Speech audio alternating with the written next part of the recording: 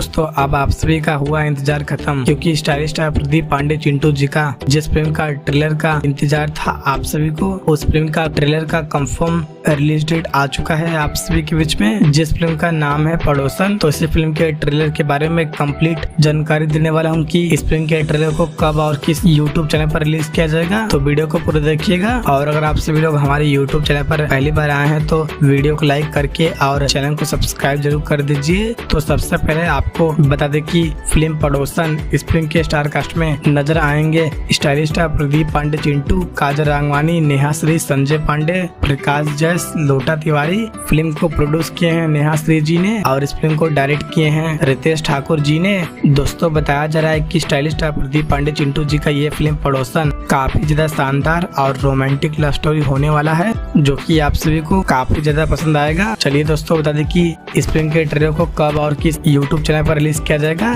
तो stylish star Pradeep Pandey Chintu जी का ये फिल्म पड़ोसन, इस फिल्म का कंफर्म ट्रेलर आप सभी के बीच में रिलीज किया जाएगा 23 जून को। जी हाँ दोस्तों, 23 जून को सुबह के 6 बजे एंटरटेन इंडिया के यूट्यूब चैनल पर। तो दोस्तों आप सभी लोग स्टाइलिश स्टार प्रदीप पांडे चिंटू जी के इस फिल्म के ट्रेलर को एक बार जरूर देखिएगा, और दोस्तों वीडियो पसंद आए तो वीडियो को लाइक और चैनल को सब्सक्राइब जरूर करें।